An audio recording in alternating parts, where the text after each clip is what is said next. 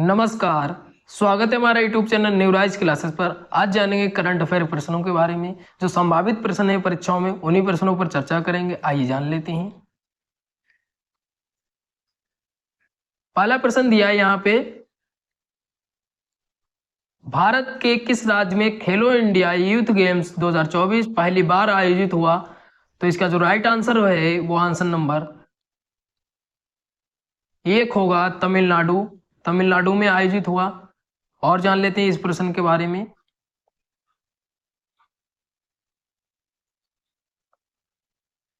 इसका जो उद्घाटन किया वो नरेंद्र मोदी जी ने किया। कौन से स्टेडियम में? तो चेन्नई में जवाहरलाल नेहरू स्टेडियम में। कब किया? तो 19 जनवरी 2024 को उद्घाटन किया। ये भी याद रखिएगा। उद्घाटन महत्वपूर्ण बन जाता है, उद्घाटन ही पूछा जाता है परीक्षाओं में ज्यादातर। ये जो आयोजित हुआ वो तमिलनाडु के 4 शहरों में आयोजित हुआ। कौन कौन से शहर हैं? चेन्नई, कोयम्बटूर, मदुरई, त्रिची में आयोजित हुआ। फिर महत्वपूर्ण ये बन जाता है, इसमें कितने प्रतिभागियों ने भाग लिया? तो 5,500 युवा खिलाड़ियों ने भाग लिया। सबसे इंपॉर्टेंट ये बन जाता है। आपको 3 पॉइंट्स इंपॉर्टेंट बन जाते हैं। किसने उद्घाटन किया, फिर कौन सा स्टेडियम था, और कितने प्रतिभागियों ने भाग लिया, ये महत्वपूर्ण बन जाता है। आगे जानते हैं। अगला प्रश्न दिया है, महत्वपूर्ण प्रश्न है, कहीं ना कहीं परीक्षाओं में जरूर पूछा जाएगा। प्रश्न दिया है, अयोध्या में निर्मित श्री राम मंदिर में श्री राम लला की मूर्ति की प्राण प्रतिष्ठा कब हुई? तो इसका जो राइट आंसर है वो आंसर नंबर 2 होगा, 22 जनवरी 2024। अगर आपसे पूछ लिया जाए कि राम की जो मंदिर बना है उसके वास्तुकार अगर पूछ लिया जाए तो चंद्रकांत सोमपुरा है। ये भी याद रखिएगा, चंद्रकांत सोमपुरा।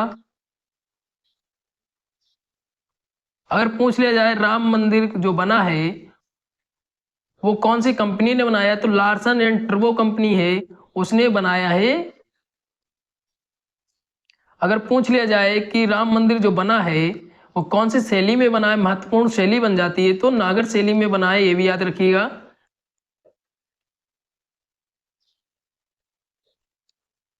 फिर अगर पूछ लिया जाए तो जो राम की मूर्ति बनी है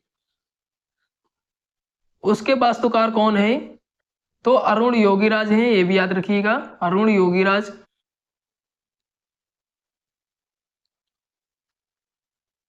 और कहाँ के हैं? तो कर्नाटक के हैं। ये भी याद रखिएगा, कर्नाटक के रहने वाले हैं। फिर अगर पूछ लिया जाए कि राम की मूर्ति जो बनी है वो कितनी ऊंचाई है उसकी, तो 51 इंच की ऊंचाई है। यह भी याद रखिएगा। और अगर मंदिर की पूछ ली जाए कि मंदिर की ऊंचाई कितनी है, तो 151 फीट है। तो इतनी ये जानकारी राम मंदिर के बारे में। आगे जान लेते हैं, अयोध्या में क्या भारत सरकार ने परिवर्तन किया और राज्यों ने कौन सी योजनाएं चलाई, उसके बारे में भी जान लेते हैं। दिया, फैजाबाद का नाम बदलकर 2018 में अयोध्या कर दिया गया था। फिर जो फैजाबाद जंक्शन था उसका नाम बदलकर क्या रखा गया था, तो अयोध्या कैंट रखा गया था। फिर यहाँ पे देख रहा होगा आपको अयोध्या एयरपोर्ट, अयोध्या एयरपोर्ट का जो नाम बदला, अब क्या हो गया उसका नाम, तो महर्षि वाल्मीकि अंतरराष्ट्रीय एयरपोर्ट ये नाम कर दिया। अभी हाल ही में यूपीपी का जो पेपर हुआ था उसमें ये प्रश्न भी पूछा गया था, तो महत्वपूर्ण बन जाता है परीक्षाओं में। फिर अगला दिया है, जो अयोध्या जंक्शन है उसका नाम बदलकर क्या कर रख दिया गया है, तो अयोध्या धाम जंक्शन हो गया इसका नाम। नाम जरूर इंपॉर्टेंट है क्योंकि नाम से ही प्रश्न बना लेगा तो इंपॉर्टेंट बन जाता है। फिर यहाँ पे दिया है अयोध्या शोध संस्थान जिसकी स्थापना 1986 में हुई, इसका नाम बदलकर अंतरराष्ट्रीय अयोध्या रामायण एवं वैदिक शोध संस्थान रख दिया गया है नाम इसका। अयोध्या शोध संस्थान का अंतरराष्ट्रीय अयोध्या रामायण एवं वैदिक शोध संस्थान, इसका नाम बदलकर कर दिया गया है। फिर कुछ योजनाएं भी चलाई गई। योजना, पहली योजना दी है अयोध्या पेइंग गेस्ट योजना, जो यूपी सरकार ने चलाई है। इसमें जो राम मंदिर के दर्शन करने जाएगा उसको निःशुल्क व भोजन इत्यादि की सभी सुविधाएं वहां पे दी जाएंगी। ये योजना उत्तर प्रदेश सरकार की है। फिर एक योजना आपको दिख रहा होगा, श्री राम लला दर्शन योजना, ये जो चलाई है वो छत्तीसगढ़ सरकार ने चलाई है। इसमें 20,000 जो यात्री होंगे वो दर्शन के लिए प्रतिवर्ष लाए जाएंगे। ये योजना छत्तीसगढ़ सरकार की है। अगर और भी आप राम मंदिर के बारे में जानकारी लेना चाहते हैं तो मेरी एक वीडियो बनी है राम मंदिर 2024, आपको थंबनेल पे लिखा मिल जाएगा, वहां से जाके आपको सभी इंफॉर्मेशन, कब बाबरी मस्जिद टूटी थी, कब रिपोर्ट आई, कौन सी समिति ने बनाया, कब आधारशिला रखी गई, इन सभी की जानकारी उस वीडियो में आप वहां से जाके देख सकते हैं। आगे चलते हैं। देश का पहला बालिका सैन्य स्कूल संविद गुरुकुलम गर्ल्स सैनिक स्कूल बनाया गया। पर स्थान दिए हैं, आपको ये बताना है कहाँ पे बनाया गया। तो इसका जो राइट आंसर हो जाता है वो आंसर नंबर 1 होगा, वृंदावन में।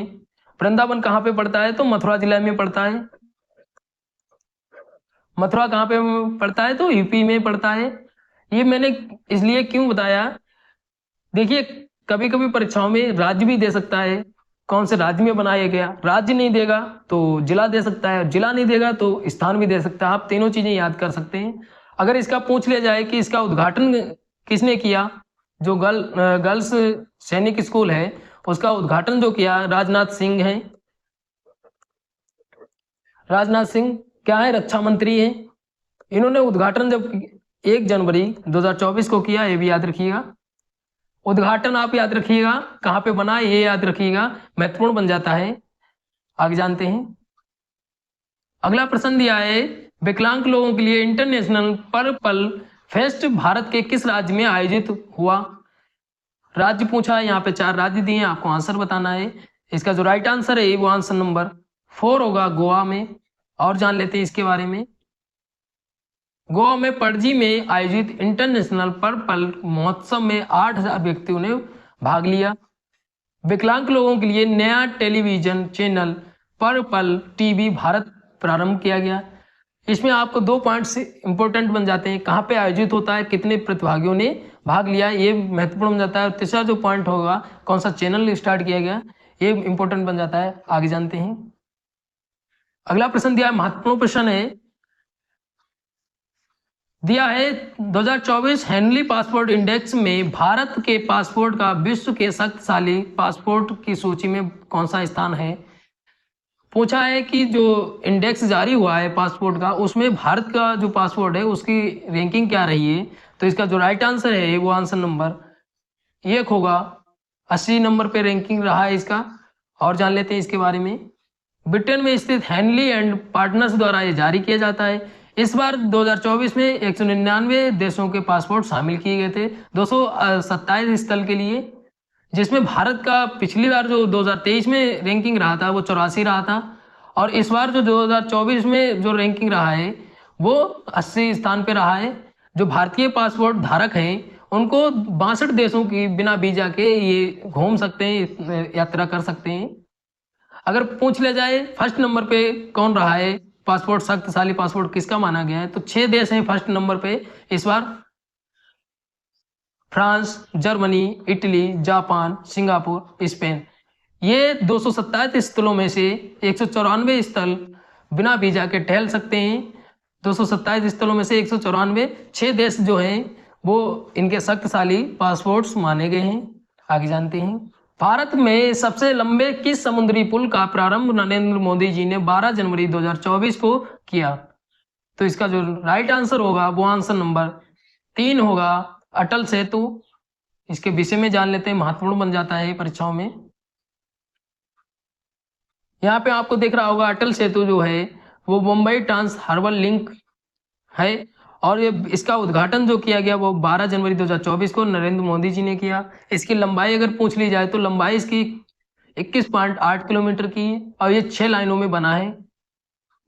इसकी जो अनुमानित लागत बताई गई है 17,843 करोड़ रुपए बताई गई है। इसका शिलान्यास जो किया गया था दिसंबर 2016 में किया गया था, अब ये पूर्ण रूप से बन चुका है। इसका उद्घाटन 12 जनवरी 2024 को किया गया है। ये दक्षिण बंबई से सबरी से लेकर नवी बंबई के चिरले तक ये बना है। यहाँ पे आपको देख रहा होगा ये रेड लाइन, ये बना है पुल।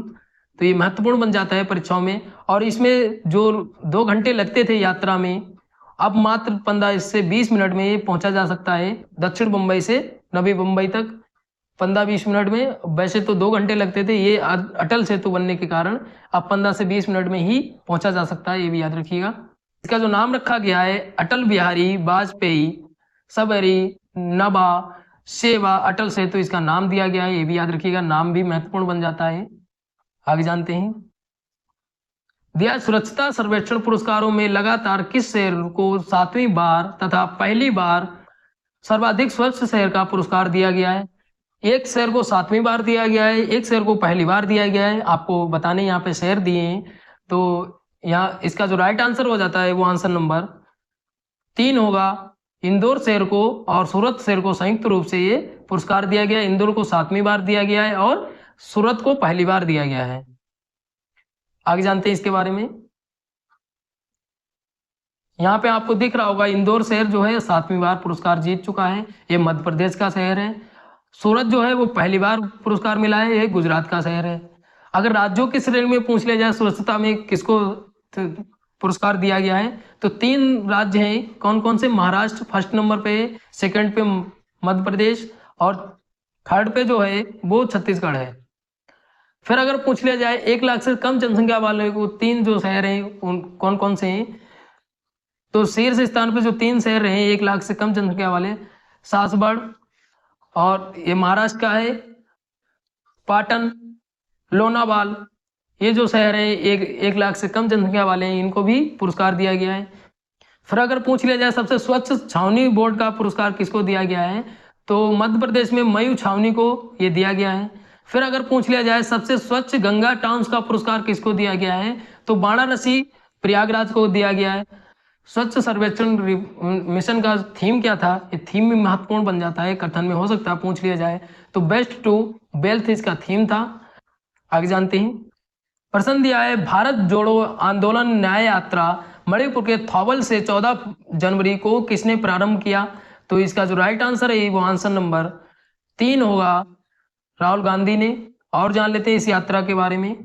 वो 14 जनवरी से स्टार्ट की थी और ये 20 मार्च 2024 को कहां तक की यात्रा हो जाएगी, तो 14 राज्यों 85 जिलों से होकर बंबई पहुंचेगी ये यात्रा। और ये दूसरा संस्करण था, पिछली बार इन्होंने स्टार्ट किया था और इस बार भी ये दूसरा संस्करण महत्वपूर्ण इसलिए बन जाता है क्योंकि ये यात्रा जो है वे संस्करण में चलती है। ये पूछ लिया जाएगा कौन सा संस्करण है, तो दूसरा संस्करण है।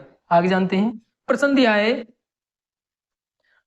अंतरराष्ट्रीय पतंग महोत्सव मकर संक्रांति के अवसर पर जनवरी 2024 में कहाँ आयोजित हुआ, पूछा है। यहाँ पे राज्य दिए, राज्य आपको बताने हैं कहाँ पे आयोजित हुआ है, तो इसका जो राइट आंसर है वो आंसर नंबर 1 होगा, गुजरात में। गुजरात में कौन से शहर में आयोजित हुआ उसके बारे में जान लेते हैं। ये अहमदाबाद शहर गुजरात में आयोजित हुआ है। 1989 से प्रतिवर्ष अहमदाबाद में अंतरराष्ट्रीय पतंग महोत्सव का आयोजन होता है। इस बार 55 देशों के 153 पतंगबाजों ने भाग लिया। यह महत्वपूर्ण आपको 2 पॉइंट्स याद रखने हैं, कौन से शहर में आयोजित हुआ है, कितने देशों ने, कितने पतंगबाजों ने भाग लिया, ये भी याद रखिएगा। आगे जानते हैं, प्रश्न दिया डीआरडीओ ने 500 मीटर तक चलने वाली किस मिसाइल को लॉन्च किया, तो इसका जो राइट आंसर है वो आंसर नंबर 2 होगा, उग्रम। इसका जो निर्माण किया हैदराबाद में एक प्राइवेट कंपनी, जिसका कंपनी का नाम है द्वीपा मार्बल इंडिया प्राइवेट लिमिटेड द्वारा ये निर्माण किया गया है मिसाइल का। ये कितने दिन में तैयार किया गया है, तो 100 दिन में ये तैयार किया गया है। इसका लॉन्चिंग कब हुआ, तो 9 जनवरी 2024 को लॉन्चिंग हुआ, ये भी याद रखिएगा। लॉन्चिंग डेट याद रखिएगा, कौन सी कंपनी ने निर्माण किया ये याद रखिएगा। आज के लिए इतना ही, मिलते हैं अगली वीडियो में, धन्यवाद।